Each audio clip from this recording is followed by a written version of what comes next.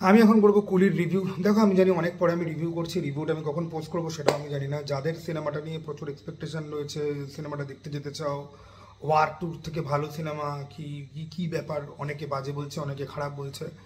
সবার উদ্দেশ্যে আমি প্রথমে একটা বেসিক কথা বলবো যে সিনেমাটা ওয়ান টাইম ওয়াচ, একটা সিনেমা যেটা তুমি একবার তুমি দেখতে পারো। এবার একবার দেখার পরে তোমার অভিজ্ঞতা কীরকম হবে আমি সত্যি বলছি আমি জানি না। কারণ এই সিনেমাটা নিয়ে আমার না খুব মিশ্র প্রতিক্রিয়া রয়েছে, ঠিক আছে? এবং সেই মিশ্র প্রতিক্রিয়াটা, তুমি যদি এরকম একটা মানুষ যদি হও যে গল্পের ব্যাপারে কেয়ার করে এবং লোকেশ কানাগরাজকে এই জন্য পছন্দ করে যে লোকেশ কানাগরাজের সিনেমার গল্প অন্যান্য হলিউডের সিনেমা থেকে ইন্সপায়ার্ড হলেও তার গল্পের মধ্যে একটা পাঞ্চ থাকে, একটা মেসেজ থাকে, আমি তাদের জন্য এটাই বলছি যে কি বলবো, মানে ওভার মিক্সচার অফ থিংস হয়ে গেছে, ঠিক আছে? প্রথমে না আমি ভাবছিলাম যে ওভার অ্যাম্বিশন থেকে এই ভুলটা হয়তো হয়েছে। অনেক ডিরেক্টরই হয়, তাদের ইন্টেনশন একদম পরিষ্কার হয়, তারা চায় আমি গল্প আনবো, নতুন আইডিয়া আনবো, নতুন কনসেপ্ট আনবো, পাথ ব্রেকিং কিছু করব, কিন্তু তারা জগা খিচুড়ি বানিয়ে ফেলে। কিন্তু অমর্ত্যর সাথে কথা বলার পরে আমি বুঝতে পারছি যে Amartya is kind of right. Lokesh Kanagaraj এখন বিখ্যাত হয়ে গেছে এবং সে স্টার পাওয়ারের ওপর থেকে সে ইনক্যাশ সে করতে চায়, এবং সেই এনক্যাশমেন্টটা কোথাও গিয়ে পুরোপুরিভাবে ব্যাকফায়ার করেছে।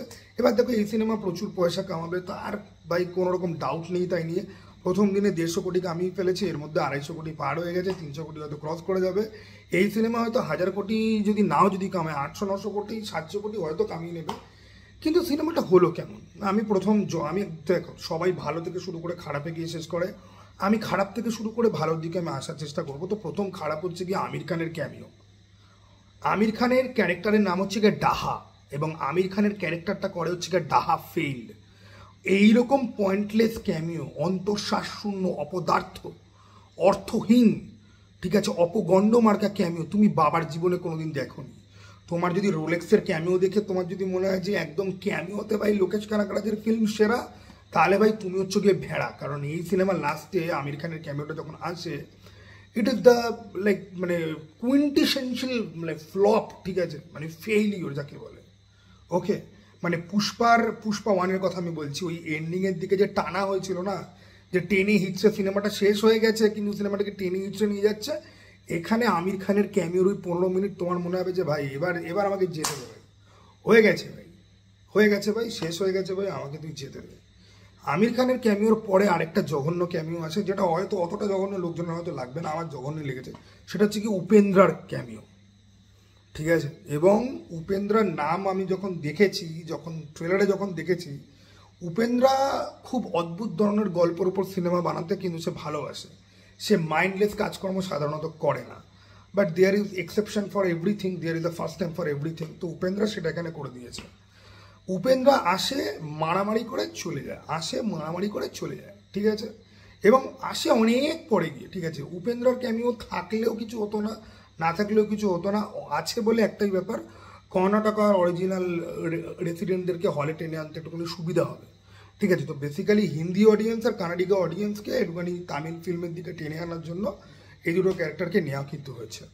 এবারে ভিলেনদের মধ্যে আসে নাগার্জুন আর সোয়াবিন। সোয়াবিনই আমি বলবো, ঠিক আছে? সৌবিনকে আমি সোয়াবিন আমি বলবো। সৌবিন নামটা বলতে আমার ভালো লাগছে না, আমার সোয়াবিন বলতে অনেক বেশি ভালো লাগছে। সোয়াবিন একটা পুষ্টিকর খাদ্য, খুব চিপ প্রোটিন সোর্স, এবং ভেজিটেবল যারা খেয়ে যারা বডি যারা বানায় তাদের জন্য সোয়াবিন একটা প্রোটিনের সোর্স।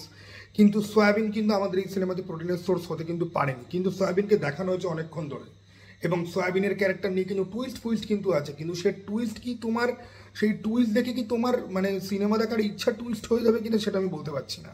সোয়াবিনকে নিয়ে প্রচুর এক্সপেরিমেন্ট করা হয়েছে এই সিনেমার মধ্যে, কিন্তু সোয়াবিন কিন্তু চিলি সোয়াবিনের মতো সুন্দর খেতে কিন্তু হয়নি, ঠিক আছে? এবং এখানে সোয়াবিনের বউয়ের ক্যারেক্টার কিনা একটা রিভার্স টিনামার্ক একটা টুইস্ট রাখা হয়েছে, বাট সেটাও একেবারে ওয়ার্কআউট কিন্তু একেবারেই করে। এই রিভার্স টিনা এই শব্দটা কিন্তু অমর্ত্য থেকে কিন্তু আমার ধার করা। Nagarjuna, how to waste a good villain, 101, written by mister Lokesh Kanagaraj. Okay, এবং ভাই এই ভিলেনের প্রবলেম, ক্যামিওর প্রবলেমের পরে আমি যদি আসি যে হিরোর প্রবলেম, ভাই, then it is not even 101, this become 001। South ইন্ডিয়ানদের না লিটারালি একটাই গল্প বলার আছে। আমি যত সাউথের ফিল্ম দেখি এরকম হিরো ওয়ারশিপ টাইপের, যে তাদের হিরো ভাই দানব, তাদের হিরোর আগে একটা অন্য লাইফ ছিল, এবার তারা অন্য কিছু, কিন্তু সে প্রতিশোধ নেওয়ার জন্য সে তার পুরনো দৈত্যকে জাগিয়ে তুলবে, এবং তার থেকে বড় হিরো কেউ নেই। সিনেমাতে হিরো একটা হলে পরে বাকি সবাইকে কাস্টই করা হয়েছে ওই হিরোর ব্যাপারে ভারী ভারী কি কথা বলার জন্য। কিন্তু হিরো এতটাই রোগা পাতলা যে হিরোর সোয়াগ তো দুর্দান্ত, কিন্তু হিরো যখন তার থেকে 2 গুণ 4 গুণ 6 গুণ ওজনের লোকজনকে যখন সে ঘুষি মেরে দুজনকে যখন ছিটকে যখন বার করে দেয়, তখন ফিল্মি ম্যাজিক খুব একটা বেশি কাজ করে না। কারণ দেখুন, যেখানে অ্যাটিটিউড বেশি কাজ কম, সেখানে ওই কাজের ভ্যালু আপনার চোখে পড়বে না, শুধু অ্যাটিটিউডটাই ভালো লাগবে। কিন্তু ইন্ডিয়ান মানে হচ্ছে গিয়ে তাদের ভাই আর কিছু না হোক, তাদের সোয়াগার অ্যাটিটিউড ভাই তাদের ভাল লাগে। কারণ সোয়াগার অ্যাটিটিউড তারা ফ্রিতে নিজের ক্যারেক্টারে ইনস্টলও করতে পারে, তাই লোকের সোয়াগার অ্যাটিটিউড দেখে তারা বেশি মুগ্ধ তারা হয়ে যেতে পারে। এবারে জেলার সিনেমাটা যখন আমি দেখেছিলাম রজনীকান্তের, জেলারের মাঝখানে একটা ট্র্যাক চালু হয়, বা যেটাকে মেন গল্প কাইন্ড অফ বলা যায়, যদি ওটা মেন গল্প হওয়ার কথাই না, যে আমাদের রজনীকান্তকে একজন ভিলেন ব্ল্যাকমেল করছে, তার ছেলেকে বাঁচাতে হলে একটা মূর্তি চুরি করে নিয়ে আসতে হবে।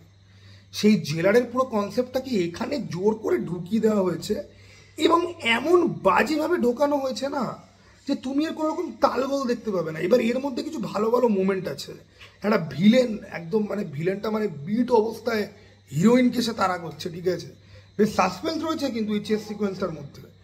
কিন্তু তুমি জানো, তুমি দেখতে পাচ্ছ চোখের সামনে যে ভাই গল্পটা অ্যাকচুয়ালি এদিকে যাওয়ারই কথা নয় ভাই, পুরো হেগে চড়েই যাচ্ছে ভাই আস্তে আস্তে। ওকে, তো সেরকম জিনিসটা কিন্তু একটা সময়ের পর গিয়ে হতে কিন্তু আরম্ভ করে। ফার্স্ট হাফের যাওয়া একটুখানি হোল্ড আছে, সেকেন্ড হাফ ভাই যা খুশি করো, যেমন খুশি খেলাও, যেমন খুশি নাচো, কিন্তু কেলানির পেছনে যখন অনিরুদ্ধের বিজিএম যখন থাকে, তখন সব কেলানিই ভালো লাগে, ঠিক আছে। আর আমাদের এখানকার ইন্ডিয়ান সিনেমার বৈশিষ্ট্য হচ্ছে গিয়ে যে হিরোর পিঠে কুরুল আটকে দাও, বা হিরোকে দেখাও এখানেও গুলি খাচ্ছে এখানেও গুলি খাচ্ছে, পরের সিনে হিরো পুরো সুস্থ, হিরোর ঘুষি দেখে মনেই হবে না যে ও এখানেও গুলি খেয়েছে এখানেও গুলি খেয়েছে। আমি ওয়ার্ড টু ঋত্বিক রোশনের কথা বলছি এখানে। ভাই আমাদের কুলি সিনেমাতে একজন হিরো, তার পিঠের মধ্যে কুরুল ঢুকে গেল, তারপর গোটা সিনেমাতে দেখে তাকে আর মনেই হলো না যে তার পিঠের মধ্যে কুরুল ঢুকে গেছিল, ঠিক আছে। এবং ভাই আর সাউথ ইন্ডিয়ান সিনেমার সব থেকে ক্রিয়েটিভ ব্যাপার হচ্ছে কি যে কী দিয়ে মানুষকে কোপানো যায়।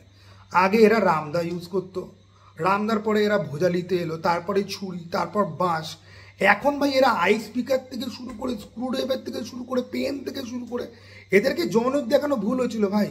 এরা লিটারালি দুনিয়াতে যা দেখবে তাই দিয়ে কুপিয়ে দেবে। আমার সামনে এখন এটা রয়েছে, এটা ভাই তো কুঠারের মতো দেখতে, লোকেশ কানাকাটা যে এটা দিয়ে ভাই 4টে কোপানির সিনেমায় ঢুকিয়ে দিল ভাই, ঠিক আছে, কোনো গ্যারান্টি নেই ভাই। ওকে, দে ক্যান, ওদের হাতে কিছু দিলে ওটা দিয়ে তোমাকে কুপিয়ে দেবে, হাতে কিছু না পেলে পরে ভাই বুড়ো আঙুলটি এরকম করে ভাই তোমাকে খ্যাচ খ্যাচ খ্যাচ করে তোমাকে কুপিয়েই যাবে, ঠিক আছে। এবার সাউথ ইন্ডিয়ান সিনেমার এই বাজে অ্যাকশন সিনগুলোকে এখন যোগ্য সঙ্গত দিতে একটা জিনিস চলে এসেছে, যেটা বাজে জিনিসকেও ভালো করে দেয়, সেটা হচ্ছে রোবোটিক ক্যামেরা মুভমেন্ট। ভাই এই ক্যামেরা যে ইনভেন্ট করেছিল, সাউথ ইন্ডিয়ান ডিরেক্টরদের উচিত তার পায়ে গিয়ে রোজ ধুয়ে তার পা চেটে পরিষ্কার করে দেওয়া। কারণ ওই ক্যামেরা মুভমেন্ট না যদি থাকতো, এই অ্যাকশন কোরিওগ্রাফি দেখে আপনার বমি পেত। নর্মাল স্পিডে এই অ্যাকশন কোরিওগ্রাফিটা দেখলে পরে আপনার হাসি পেত যে কী হচ্ছে, কিন্তু ওই রোবোটিক ক্যামেরা মুভমেন্টে zigzag movement, zoom in zoom out, হুট করে এখানে চলে যাচ্ছে এখানে চলে আসছে, বা ঠিক ইম্প্যাক্টের মুভমেন্টে স্লো করে দিচ্ছে, তারপরে আবার মুভমেন্ট ফাস্ট করে দিচ্ছে। এই এডিটিং প্যাটার্নের জন্য আপনার এই বাজে কোরিওগ্রাফি অ্যাকশন সিন দেখেও মনে হয় ও হো কী দেখলাম, জন্মান্তরেও আমি ভুলিতে পারিব না, কিন্তু আমি ভুলিতে পারিব। এই সমস্ত কিছু ফাঁকিবাজি আমার চোখে ধরা পড়ে, কারণ আমি একজন অত্যন্ত টক্সিক ফিল্ম স্টুডেন্ট, তো ঠিক আছে, বড় বড় ডিরেক্টরদেরকে রেসপেক্ট জানিয়ে আর স্টারেদের ফ্যানেদের পা ছেড়ে তো আমি কথা বলতে তো পারি না, তাই আমি ভাই তো সত্যি কথা বলবো। এবার কুলেখাড়া পাতার রস যেরকম তোমরা সকালবেলা ইগনোর করো, সেরকম তোমরা আমার কথা ইগনোর করে কমেন্টে 4টে খিস্তি লিখে আনসাবস্ক্রাইব করে দিয়ে চলে যেতে পারো, তাতে কিন্তু সত্যিটা কিন্তু বদলে যায় না। ইন্ডিয়ান সিনেমা এনজয় করার জন্য আপনাকে হতে হবে একটা ব্রেন ডেড জম্বি, ঠিক আছে। If you are not a brain dead zombie then you cannot enjoy. এবার তাহলে কি আমরা 2000 সাল, 2004 সাল, 2006 সাল, 2010 সাল, 2015 সাল এত সালে এত কমার্শিয়াল ফিল্ম এসছে, সেগুলোকে কোনোদিন এনজয় করিনি? আমরা কি বিক্রমকে এনজয় করিনি? আমরা করেছি। আরে সিনেমাতে তো কিছু সিনেমাটিক এলিমেন্ট থাকবে, কিছু অবাস্তব এলিমেন্ট থাকবে, কিন্তু সেটাকে তো কনভিন্সিং তো হতে হবে। কনভিন্সিংয়ের জায়গায় যদি হেগে ছড়ানো মার্কা যদি হয়, ঠিক আছে, তো ভাই পাতলা পায়খানা তো ডাল বা খিচুড়ি তো নয় দেখতে সেম হলে পরেও ভাই ওটা আলটিমেটলি পাতলা পায়খানা ভাই, খাবার আগেই গন্ধে তুমি বুঝে যাবে যে এটা খাওয়া যাবে না। ঠিক সেরকম হচ্ছে গিয়ে কুলি। কুলি তোমাকে আমি কি করে ভুলি? ওকে, গাঁজা পাতা চিবিয়ে খাওয়ার পরে তুই কী দিয়ে মুখ ধুলি? আমি ঠিক যেই স্কেপটিসিজমগুলো অমর্ত্যর সাথে পডকাস্টে আমি এক্সপ্রেস করেছিলাম যে আমার কিন্তু কুলি মনে হচ্ছে ছড়াবে, কুলি মনে হচ্ছে ছড়াবে, কুলি মনে হচ্ছে ছড়াবে, কুলি ছড়িয়েছে। আপনি আমার প্রিভিয়াস ভিডিও, আমি তো অনেক ভিডিও তো ছাড়ি না, অমর্ত্যর সাথে আমার কুলি ভার্সেস ওয়ারের ভিডিও আপনি চেক করুন। আমি ভীষণ স্কেপটিক্যাল ছিলাম। আমি জানি এতগুলো বড় বড় স্টারকে তুমি যখন নিচ্ছ, গল্পে তুমি কটা ক্যারেক্টারকে তুমি ফিট ইন করবে? 2 ঘন্টা 50 মিনিট কটা ক্যারেক্টারকে প্রপার আর্ক তুমি দেবে? এই সিনেমাতে ওই সোয়াবিন নামের ক্যারেক্টারটারই মেন ভিলেন হওয়া উচিত ছিল, ঠিক আছে? না তো কি নাগার্জুনা মেন ভিলেন হওয়া উচিত ছিল, না তো কি আমির খানের কোনো রকম প্রয়োজনীয়তা ছিল। কিন্তু কেন নাগার্জুনা আর কেন আমির খানকে নেওয়া হচ্ছে? না তেলেগুর চুতিয়া অডিয়েন্সকে চুতিয়া বানাবো, হিন্দির চুতিয়া অডিয়েন্সকে আমি চুতিয়া বানাবো। ওদিকে আমি উপেন্দ্রকে নিচ্ছি কারণ কানাডিগাদেরকেও আমার চুতিয়া বানাতে হবে, সবাইকে আমি চুতিয়া বানাবো। সোয়াবিনকে কেন নিচ্ছি না? মালায়ালাম ফিল্ম ইন্ডাস্ট্রি পড়ে আছে তো। না, এই সোয়াবিন লোকটাকে আমি দেখিনি এর আগে, ঠিক আছে? আমার মানজুবেল বয়সে বোধহয় ছিল, ঠিক আছে? বাট সেরমভাবে ভাই আমি একে নিয়ে প্রচুর, আমি কিছু আর্ট শ্যাটারিং কোনো কিছু আমি জানি না। তো খুব ভালো হয়েছে, লোকটা খুব ভালো অভিনয় করে এবং এখানে প্রচুর লোকটার ভালো অভিনয়ের জায়গা আছে এবং লোকটার ক্যারেক্টারের যে টুইস্টগুলো আছে সেগুলো যদি মেন স্টোরি যদি হতো তাহলে অনেক বেশি ভালো হতো সিনেমাটা। কিন্তু তার বদলে আমরা এমন একটা ভিলেনকে মেন হিসেবে পাচ্ছি যে অ্যাকচুয়ালি মেন নয়। তারপরে আমরা আরও তার বসকে পাচ্ছি যে অ্যাকচুয়ালি কিছুই করে না। সে আসে হাফ প্যান্ট পরে লোককে ফুল গুলি মেরে ফুল ডেড বডি বানিয়ে দিয়ে এসে কতগুলো বোকা বোকা কথা বলে সে খালি চলে যায়। আমার তো মনে হচ্ছে আমির খান এই সিনেমাটা নিয়েছে সিতারা জমিন পারকে হিট করানোর জন্য, যে ভাই আমি কুলিতে ক্যারেক্টার করছি, দেখো আমার কামব্যাক হয়ে গেছে, চলো তোমরা সিতারা জমিন পার তোমরা দেখতে যাও। এবং ভাই যখনই আজকের পর থেকে কোনো হিরোরা যখনই বলবে না যে এই লোকটা হিরো বলে তো আমি এই সিনেমায় করতে এসেছি, তখনই তুমি বুঝবি এই স্ক্রিপ্টিভ কিচ্ছু করে আসেনি। এবং আমির খান মিস্টার পারফেকশনিস্ট থেকে মিস্টার ঝাঁটের পারফেকশনিস্ট তো অনেকদিন আগেই তো হয়ে গেছেন। এই সিনেমাটা দেখে মনে হয় যে না, আমির খান এবার ভাই ক্যাশ গ্র্যাপটা পর্যন্ত বুঝে গেছে। ভাই যাই ভাই এ করতে আমার একদিনের শুটিং লাগবে, সেই একদিনের শুটিংয়ে কত খাবো দাবো। Picnic, this is picnic film making at best. Okay, এটাকে আমি পিকনিক ফিল্ম মেকিংয়ের থেকে বেশি কিচ্ছু আমি মনে করতে পারছি না। এবং লোকেশ কানাগারাজ, তুমি কোয়ান্টিন টিরান্টিনোর মতো ভাই নও যে তুমি সিনেমা দেখে দেখে তুমি সিনেমা তুমি শিখে যাবে। তুমি যে জেলার আর বিক্রমকে পাঞ্চ করার যে চেষ্টা করেছো কোথায় কোন পোর্শনে সেটা ক্লিয়ারলি বুঝতে পারা যাচ্ছে, ক্লিয়ারলি। ওকে, এবং টায়ার তোমাকে মানসিকভাবে বিধ্বস্ত করে দেবে এই সিনেমা। তুমি এই সিনেমা দেখে পরে তুমি বুঝতে পারবে যে পুরোপুরি বাজে বলা যায় না। This is not like Tiger শ্রফের ফিল্ম যে একদম বাজে, বা এটা কোনো ফাহাদ দোলাল সামজির ফিল্ম নয়, বা এটা কোনো অক্ষয় কুমারের ফিল্ম নয়, বা অজয় দেবগানেরই ঢপের ফিল্ম নয় যে একদম বাজে, কিন্তু ভালোও যেন না। ঠিক আছে, ঠিক আছে, এটা হচ্ছে কি মানে এটা এমন বাজে রকমভাবে অ্যাভারেজ একটা সিনেমা যেখানে প্রচুর প্রমিস আছে। ঠিক আছে, আচ্ছা দিন আয়েগা, আসবে না কোনো দিন আচ্ছা দিন। ঠিক আছে, এই সিনেমাটা হচ্ছে কি full on promise promise promise, বিশাল কিছু হবে, বিশাল কিছু হবে, কিচ্ছু হয় না, কিচ্ছু হয় না। লিটারালি একটা সময়ের পর কি তোমার মনে হবে কি যে এত তো জাল তো ছড়ালি, এবার তুই গোটাবি কি করে? আর গোটানোর যে প্রসেস ভাই, এবং ভাই থিওরি, ভাই আমরা সবাই যত থিওরি কষেছি না এই সিনেমা নিয়ে, ওই চেয়ার নিয়ে কি হবে, ওই নিয়ে কি হবে, সেই নিয়ে কি হবে, ভাই মুখে হেগে দেয়। ওকে, মুখে জাস্ট খালি হেগে দেয়। তো this is horrible, this is horrible. তো দেখো অমর্ত্যর সাথে আমার না ওয়ার টু ওয়ার কুলি নিয়ে একটা কনভারসেশন আসবে, যেটা আমরা টেলিফোন রেকর্ড করবো, আমরা পডকাস্ট করতে পারছি না কারণ আমি যেখানে রয়েছি সেখানে নেটের অবস্থা ভালো নয়। তো আমরা আমাদের ফোন কলটাকে রেকর্ড করে আমরা ছাড়বো বলে আমরা প্ল্যান করেছি। সেখানে আরও স্পয়লার সেন্ট্রিক আলোচনাপত্র হবে, সেটা কিন্তু তোমরা কিন্তু দেখতে পারো। চলো টাটা ভাই, আবার যেন দেখা পাই।